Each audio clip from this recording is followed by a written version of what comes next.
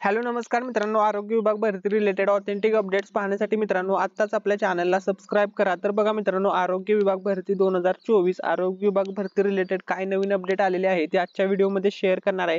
तर बघा, सार्वजनिक आरोग्य विभागाने आज प्रसिद्ध केलेले परिपत्रक मित्रांनो तुमच्यासोबत आजच्या व्हिडिओमध्ये शेअर करणार आहे। त्यापूर्वी मित्रांनो तुम्हाला टेक्स्ट बुकच्या मॉक टेस्ट विषयी माहितीच असेल, खूप चांगली आणि स्टँडर्ड मॉक टेस्ट यांची असते। जर तुम्हाला बाय करायचे आहे तर कुपन कोड मध्ये ANI 10 टाइप करा, म्हणजे तुम्हाला एक्स्ट्रा ऑफ मिळेल। सर्व एक्झामचे तुम्ही मॉक टेस्ट लावू शकता, जसे की महाराष्ट्र पोलीस भरती, तलाठी भरती, कारागृह, जलसंपदा, जिल्हा न्यायालय, रेल्वे, MPSC अशा सर्व एक्झामची तुम्ही मॉक टेस्ट लावू शकता।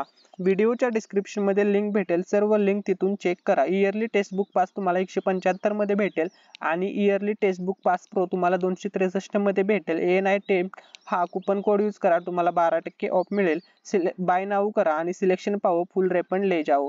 चला तर मित्रांनो, नवीन परिपत्रक मध्ये काय म्हटलेलं आहे याच्याविषयी सर्व माहिती तुमच्यासोबत शेअर करतो। तर विभागाचे दिनांक 28/8/2023 रोजीच्या जाहिराती अनुसरून तर या ठिकाणी बघू शकता, रोजी ऑनलाईन परीक्षेच्या अनुषंगाने उमेदवारांकडून निकाल, निवड सूची व प्रतीक्षा सूची, शैक्षणिक अर्हता, सेवा, प्रवेश नियम, सॅनिटरी इन्स्पेक्टर अभ्यासक्रमाचे प्रमाणपत्र, परराज्यातील खाजगी विद्यापीठ, समकक्ष शैक्षणिक अर्हता वगैरे संबंधी समुपदेशन समितीकडून घेतलेल्या निर्णयाच्या अनुषंगाने उमेदवारांनी त्या नियुक्तीच्या प्राधिकारी स्तरावर खालील प्रमाणे तक्रार निवारण कक्षाची स्थापना करण्यात येत आहे। तर या ठिकाणी तुम्ही पाहू शकता। ठीक आहे, त्यानंतर महत्त्वाचा मुद्दा याच्यामध्ये काय आहे तो डायरेक्टली तुमच्यासोबत शेअर करतो। तर विषय काय आहे तो समजून घ्या। उमेदवारांचे गहाणी तक्रारीचे सोडवणूक करण्याकरिता यंत्रणा कार्यान्वित करणे विषय।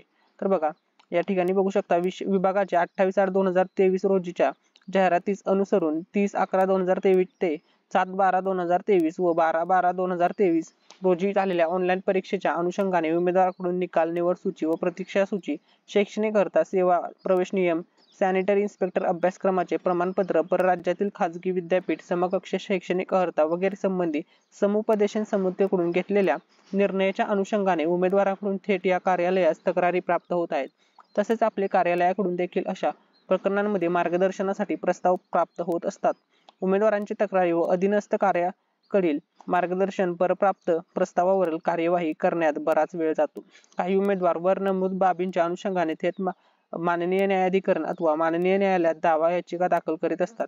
वास्तविक नियुक्ती प्राधिकारी स्तरावर उमेदवारांचे गहाणी तक्रारीच्या अनुषंगाने तक्रार निवारण कक्ष कडून प्रथम तक्रारीचे उपाययोजना निवारण करणे अपेक्षित असते। तक्रार निवारण कक्षाकडून घेतलेल्या निर्णयाने समाधान न झाल्यास आणि किंवा व्यवस्थित झाल्यास उमेदवार पुढे माननीय न्यायाधिकरण अथवा माननीय न्यायालयात दावा याचिका करणे संयुक्त ठरते।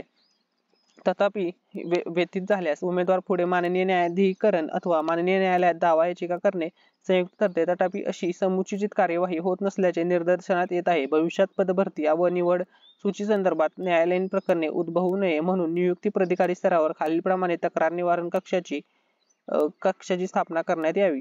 तर या ठिकाणी अध्यक्ष वगैरे तुम्ही पाहू शकता, अध्यक्ष, सदस्य, सचिव, सदस्य।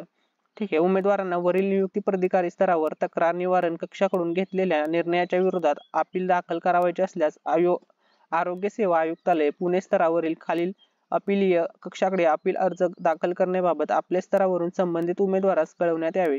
माननीय संचालक आरोग्य सेवा पुणे कार्यालय स्तरावर परस्पर कोणतेही तक्रार निवेदन यापुढे विचारात घेतली जाणार नाही। तसेच या कार्यालयास मार्गदर्शनासाठी सादर केलेल्या प्रस्तावावरील देखील वर नमूद तक्रार निवारण कक्षाने शासनाने वेळोवेळी निर्गमित केलेल्या सूचनांनुसार निर्णय घेण्यात यावा व तसेच सर्व संबंधित उमेदवारांस अवगत करण्यात यावा।